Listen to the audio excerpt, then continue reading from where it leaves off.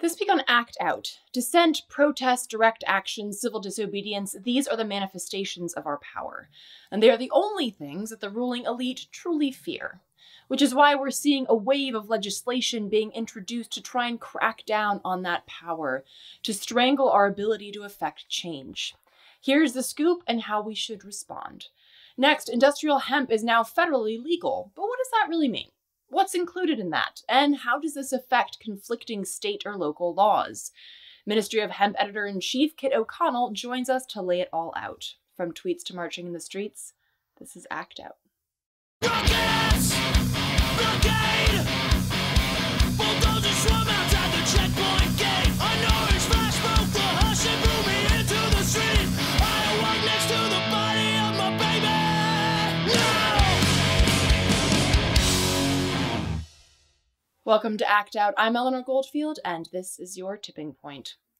Back in episode 112 from mid-2017, we covered 12 bills across 9 legislatures that aimed at criminalizing dissent. Fast forward to today, and it's quite clear that the powers that be have been busy, strangling our right to fight in this week's New Old News. A whopping 35 states have considered legislation that greatly restricts the basic right of assembly and protest. The International Center for Not-for-Profit Law put together this graphic where you can hover over a state and see information regarding such legislation that's been enacted with improvements, pending, and defeated or expired. You can get more information by double-clicking on a certain state.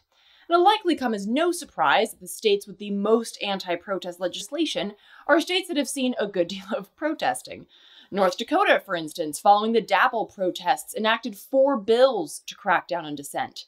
Oklahoma, a hotbed of fracking infrastructure, enacted 2 bills protecting so-called critical infrastructure from the dangers of concerned citizens demanding clean air, water, and a livable future. It's good to see that in places like Pennsylvania, another hotbed of fracking, folks have defeated 2 anti-protest bills. In North Carolina, 3 bills have been defeated. And in Minnesota, a full 5 bills have been struck down, but unfortunately, 2 are pending. So, what's with the uptick? What's been going on these past 2 years to skyrocket the crackdown on dissent? Well, dissent, first of all. Be it teacher strikes, environmental justice actions, immigrant rights occupations, and more, we've seen a powerful surge in people activating their disgust for the system. But not surprisingly, this scares the shit out of the system. It means their power is not complete. Their comfortable thrones aren't nailed down. They can be tipped. What these bills also show is just how strong the ties are between government and corporate interests, in particular, fossil fuels. Already in 2019, 8 different state houses across the nation were considering bills criminalizing protests on property owned by the oil and gas industry.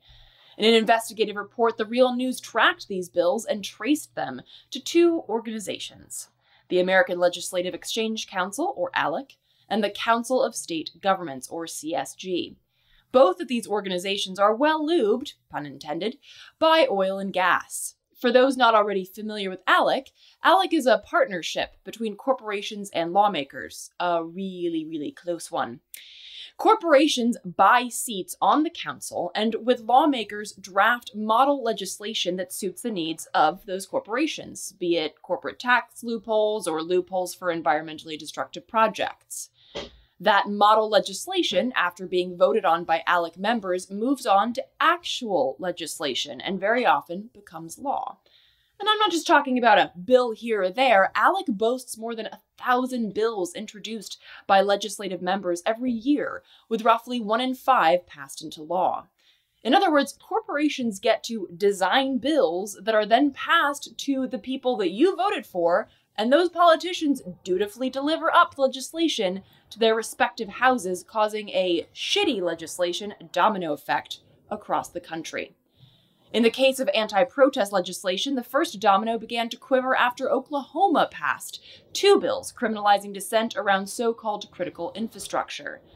Not one to pass up such a steaming pile of Orwellian shit, ALEC got to work and in late 2017 crafted the Critical Infrastructure Protection Act, which codifies criminal penalties for a person convicted of willfully trespassing or entering a property containing a critical infrastructure facility without permission by the owner of the property.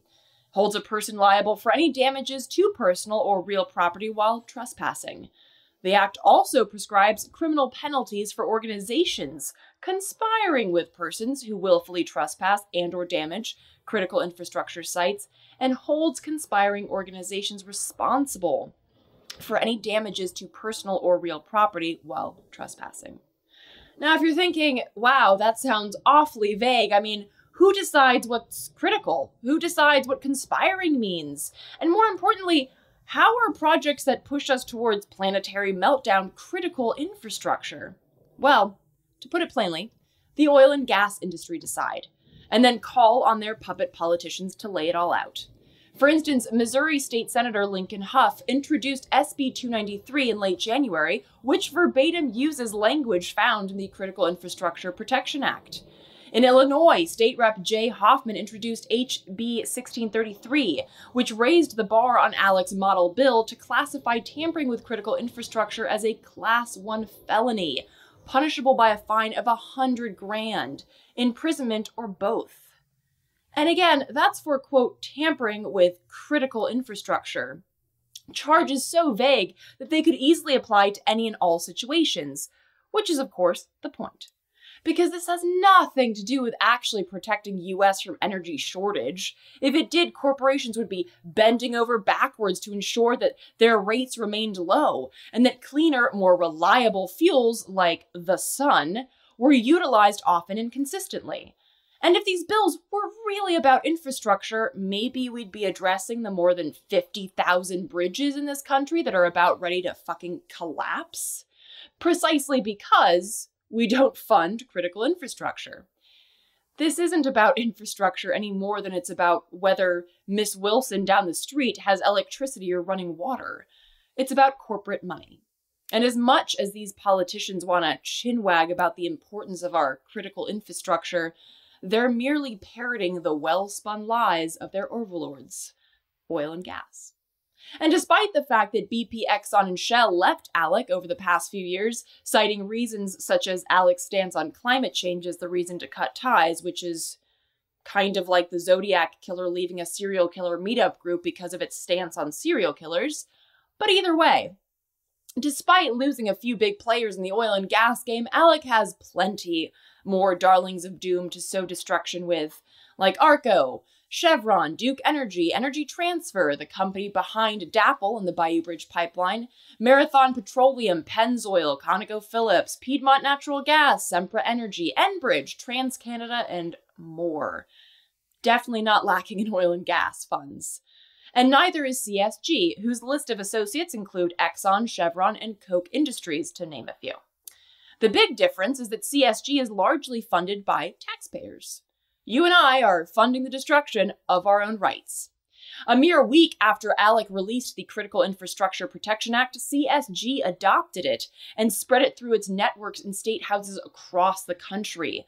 The 35 states considering these anti-protest bills are doing so thanks to you, me, and a shit ton of corporate capital. Ironically, Alec claims to stand in support of a free market and limited government. One might be tempted to ask how introducing 1,000+ bills in state houses across the U.S. aligns with a small government mentality. And one would be right in asking that, because it doesn't. There's no logic there. But what good is logic when there's money to be made? In a letter to state legislators drafted by 6 major dirty energy corporations, big business makes it clear that their supposed drive for limited government does not apply to their bottom lines. In recent years, there has been a growing and disturbing trend of individuals and organizations attempting to disrupt the operation of critical infrastructure in the energy, manufacturing, telecom, and transportation industries. Energy infrastructure is often targeted by environmental activists to raise awareness of climate change and other perceived environmental challenges. Policymakers should continue to consider how they can help discourage acts of sabotage. States can and should play a role. We look forward to working with you as you continue to address this growing problem in your state. We, the self-proclaimed cheerleaders of limited government, want you, the government, to play an active role in governing in a totally creepy Big Brother kind of way for our purposes. But also when it comes to regulating us, go fuck yourselves, you overstepping socialist bastards. That would have been a shorter letter, but admittedly more to the point. And although several of these bills have not moved forward, the mere introduction of them has an effect.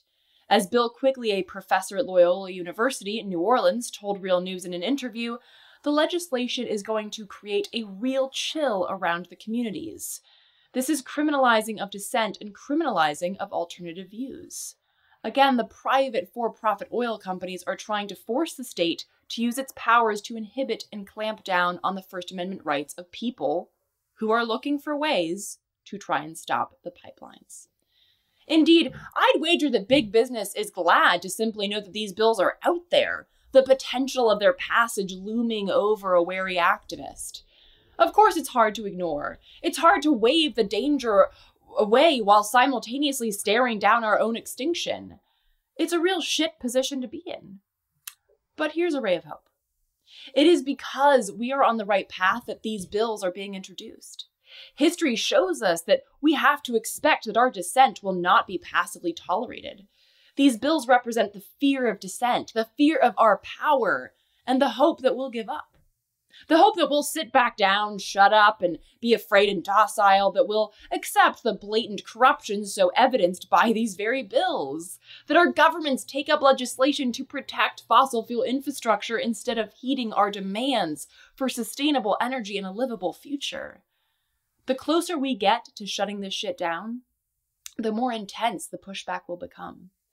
But rather than see that as a sign to quit, see that as a sign that your fight, your push is working. It's working and it's scaring them. We should absolutely fight these bills, all the while knowing and understanding that whatever happens, our fight has to continue. It must grow, because it's the only thing that can topple thrones. From the front lines of our collective fights and our collective rights, we zoom into the fight for a plant. A fight that's been ongoing for decades and which recently won a big victory via federal legislation: industrial hemp. The Agricultural Improvement Act of 2018, aka the Farm Bill, which went into effect January 1st, included the legalization of industrial hemp countrywide. Here to talk to us more about the importance of this legislation, as well as the nitty-gritty details, ongoing fights, and the road ahead, is Kit O'Connell, editor-in-chief at Ministry of Hemp. Take a look. So industrial hemp is a type of the cannabis plant. Now, when we talk about marijuana, the most common form that people are usually familiar with, there's cannabis sativa and cannabis indica, which are two species of cannabis. But hemp is a type of cannabis sativa that by law, the definition is that it has less than 0.3%, so 0.3% THC, which is that tetrahydrocannabinol, the active ingredient in marijuana that makes you feel high when you smoke or eat or whatever. In practical terms, they are the same plant, but they're very different strains of the same plant that are often being grown for different purposes. So if people visualize what they think of as a marijuana plant, what they've seen in High Times magazine is big, large, bushy plant with the big buddy tops. An industrial hemp plant is usually actually grown outdoors, and they're grown in very dense clusters where they grow very tall and woody, almost like bamboo. Now, there's multiple strains and there's different types, and they are going to look a little different. But for the most part, even visually, they're often very different. And that's because a lot of them are being grown for different purposes than marijuana. They're being grown for their fiber or their core, other things that we can talk about. So the Farm Bill legalizes nationally any type of cannabis plant with less than that 0.3%. And I guess I'll put that quickly in perspective. When you smoke marijuana, the THC content starts at about 5% for some pretty weak stuff and goes up to like 30% THC. And so again, this is 0.3% of THC. So extremely small amounts. And actually, if a farmer is caught with hemp that has more than that in the United States, they actually have to burn their whole crop, which is pretty extreme. There's other countries that still have those limits that are a little bit less extreme, like in Canada. as long as it wasn't a really high amount of THC, they wouldn't necessarily burn the crop, but they would give advice to farmers based on that, saying, next year, let's grow these strains that work a little better for us. So the Farm Bill fully takes hemp out of control of the DEA. It tells the DEA that there's no way that hemp or anything made from hemp can be controlled by them. And it then shifts the control of the growing of that plant fully into the USDA, the Department of Agriculture. Now, though the Department of Agriculture does have like a year or more to set up policies for how hemp is going to be grown.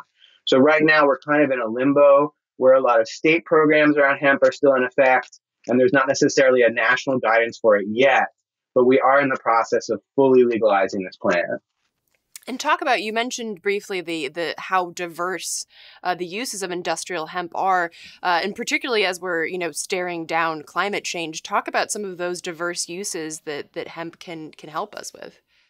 Yeah, that's a great thing to emphasize. I think most people these days who have heard about hemp at all have heard about it in the context of CBD.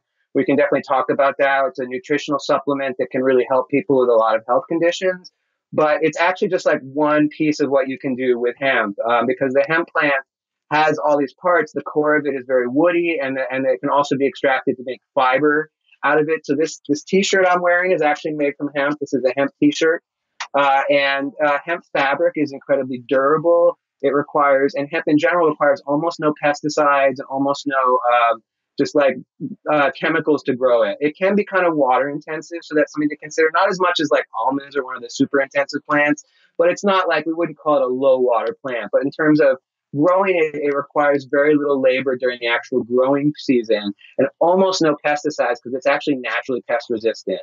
And a lot of those traits also carry over to things we make out of it. So clothing we make out of it, or even buildings we make out of hemp, are going to be pest resistant, mold resistant, and even somewhat fire resistant, as well as just incredibly durable. There is the possibility to start making plastic out of it. There's some people that have been making plastic and paper out of it. So it's a really great option as a replacement for those. We can theoretically even make fuel out of it. That might not be the most efficient use of it, but that is on the table. And something that's really interesting about hemp is it actually cleans the soil where it's grown. And so it'll absorb toxins and heavy metals from the soil, even radiation, out of the soil where it's grown. Now, obviously, you have to be careful. You don't want to use that and grow hemp in dirty soil and then make it into food or something that you're going to wear on your body. But it is still a great option for farmers coming in and reclaiming land that's damaged. There are still some uses for that hemp that's absorbed the toxins. And then the next year, you can grow cleaner hemp or another crop there. So there's a lot of real options. Obviously, plastic is one of the most appealing things. We've got so much garbage plastic in the world. Hemp plastic, if it's made and used properly, is biodegradable. And it's obviously more sustainable because it's grown something we can grow versus this limited petrochemical. Now, obviously, all these things require, and something I always try to emphasize when we write about this, is it's still going to require major changes to our culture. We can't just replace fossil plastic with plant plastic and do nothing different and expect things to be better. And one of the things that even the hemp plastic makers will emphasize is a lot about biodegradability is in thickness. So if you make a rubber ball out of hemp plastic, it's going to be around forever. It's going to take a long time to break down.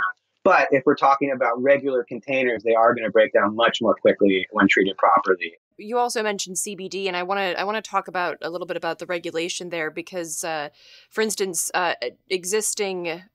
this clashes with existing FDA regulations, that still classify CBD as a drug and an illegal food ingredient. How does that work with this new legislation? Right. And there's a lot of misunderstanding about that. So I'm really glad you brought that up. CBD is something that's widely available. And under the Farm Bill, the feeling is, at least from like a federal law perspective, it's been legalized in the sense that it's no longer CBD and anything hemp related is no longer part of the Controlled Substances Act, which is what the DEA used to set national drug policy. So marijuana, unfortunately, is still considered a Schedule I substance, which means that according to the government, it has no medical benefits to humanity. Obviously, we disagree with that, but hemp has been removed from that listing entirely. Now, and many people, it really depends on where you live. I'm here in Austin, Texas. I can go into the Whole Foods flagship store and they have CBD for sale on the shelves, just like any other vitamin or supplement or natural food product you get. There are places where that's not the case. There's states where they've even cracked down on CBD vendors. So there's a lot of different levels of how it's being handled in different places, and hopefully over time we're going to see that standardized. What's really concerning to a lot of people, understandably, is the FDA. Immediately after the Farm Bill was legalized, as soon as it was signed into law, the FDA issued this statement saying, by the way, we still consider CBD illegal. And a lot of people understandably panic because a lot of people are already benefiting from those over-the-counter CBD supplements. But what's important to consider is how the FDA operates, and that's very slowly and deliberately. And this is not actually a difference in policy. They've said that CBD is not a legal food additive forever. What they actually said in that memo is, we haven't changed our policy, but we're open to changing our policy. And so a lot of people saw that memo, understandably, because they said, oh gosh, the Farm Bill is going to fully legalize the supplement I take. And it did, and it didn't. And then they see this and they're like, oh, the FDA is going to come and take my CBD away. It's not that simple. First off, that memo said, and this is really important, that memo said that hemp seeds and hemp oil and other food made from hemp, not these supplements that have CBD, but just like actual food products like nutrition bars made from hemp. And hemp has a lot of nutritional benefits as a food. Those are fully legal by the FDA. And the FDA has never come out and just said that. There was legal precedent saying that we could sell hemp food in the US, but there hadn't ever been a statement like that saying we fully support this. So that's great. But they also said, if you read in between the lines and you know how to read the legalese that the FDA writes these policies in, they said we are open to a channel where this becomes legal. There is some fear because there's a prescription CBD drug out there now called Epidiolex, which is for people with very severe epilepsy. It's derived from marijuana, but it's a CBD extraction. And the FDA did approve that as a medicine. But that doesn't necessarily mean that they're going to take away the CBD that you and I can use, which is considered a nutritional supplement. One good example is that, caffeine is a drug that's given by prescription. There's prescription caffeine pills that doctors use in hospitals for various reasons. But you and I can still walk into Starbucks and buy very strong caffeinated drinks legally over the counter. So I think what we're going to see is that the industry is going to work with the FDA to say, here are the guidelines. For example, it needs to be made in what's called a GMP facility, which is good manufacturing practices. And there's a whole lot of steps to that. For example, like if an ingredient comes into a GMP facility, it's quarantined for a certain amount of time and then tested before it's brought onto the actual manufacturing floor. And so there's things like that that just aren't happening. Right now, you can make CBD in a warehouse and have any standards at all. And so all of that's going to change. And I think this is, obviously it's good to be suspicious of government regulation and to stay alert to what's happening to this thing that helps us. But it's not necessarily a reason to panic or to think that the FDA wants to take CBD away from people. So I want to also ask because you had mentioned before that you are obviously for the legalization of the entire plant. What do you think this move means for that legalization of the entire plant and the removing of marijuana as a level 1 drug? I'm hopeful that they'll be connected. I think that overall it's helping to reduce the stigma around the plant. As a whole, people are recognizing that cannabis is a benefit to humanity, whatever form it's in. I think also right now it's unfortunately a drawback for the hemp industry in that there was a case recently where some people were moving some hemp from Kentucky to Colorado, and they were arrested and charged with marijuana trafficking. And the reason that happened is because the cops can't really look into this tractor trailer and they don't see a difference. And even some of the tests that police use in the field are very imprecise as far as things like THC content. They're not really testing for that. I think over time, actually, like the legal defense of hemp may strengthen the defense of cannabis. That's just, again, me being a little bit of a guess here, but if you think about it, how many times are the cops going to want to lose that case? Because they are going to lose that case. This is a really unfortunate situation. I don't want to minimize that the people that were driving that hemp are going through a crappy situation right now. But, they're going to win that case eventually because it is a legal substance. And the more, the next time that those police look in a tractor trailer and they see hemp being moved from Kentucky to Colorado, and let's be honest, nobody's smuggling marijuana into Colorado. They're going to think twice about that. And I think that's going to change attitudes as a whole towards this plan. And I think just in general, more people are being exposed to it. When 10 years ago, even if your grandmother had cancer and you said, "Hey, grandma, do you want to try pot?" She'd be like, "Oh no," stereotypically speaking, of course. But now you can say, "Hey, have you tried CBD? Is that something that might help you feel a little better, or make your appetite come back, or whatever it is?" And that's really opening that door to people realizing that this plant helps people. And I think people are smart enough to recognize that if this type of the plant helps me, this other type will probably also help me too. And I just think overall we have like 30 states have some form. I don't remember the exact number, but it's more than half of the states in the U.S. have some form of access to marijuana. It can be very limited. Like here in Texas, we do have medical marijuana, but only maybe a few thousand people with a severe epilepsy are able to access it. But it exists, and that's a foot in the door that we didn't have 5 years ago. To me, the really important thing, and this is something I know that Ocasio-Cortez talked about wonderfully recently, is just making sure that we do it with an eye towards racial justice, because the people who've suffered the most from drug prohibition, unfortunately, are not often the people that are benefiting now from legalization, and we need to make sure that we steer that in a better direction. For more on industrial hemp, as well as the fight to legalize the whole plant, check out Ministry of Hemp at ministryofhemp.com. And to see other sites that Kit recommends, like Vote Hemp, please check out the last slide and the show notes. And that will do it for this week's Dose of Dissent. Thanks so much for watching. Please spread and share this with all of your friends, foes, and people that you don't know. If you haven't signed up for our newsletter, it is the best way to stay up to date on all of the things that we cover during the week, as well as our show. So please sign up for that at the link below.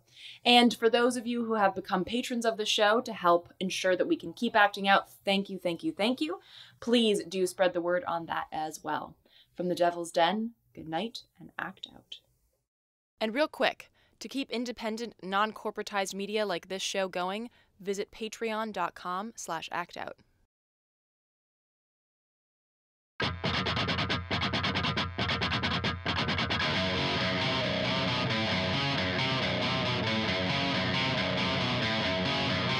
I can hear the boots are stomping. Come on, boys, let's get some rocks to throw. I can't stand to hear my father cry anymore. Time we left one of you motherfuckers dead in the road. We've been backing up inch by inch. We got nowhere else to go. It's been too many years since you pushed and set my shove. I'm not a violent man, but I will kill for what I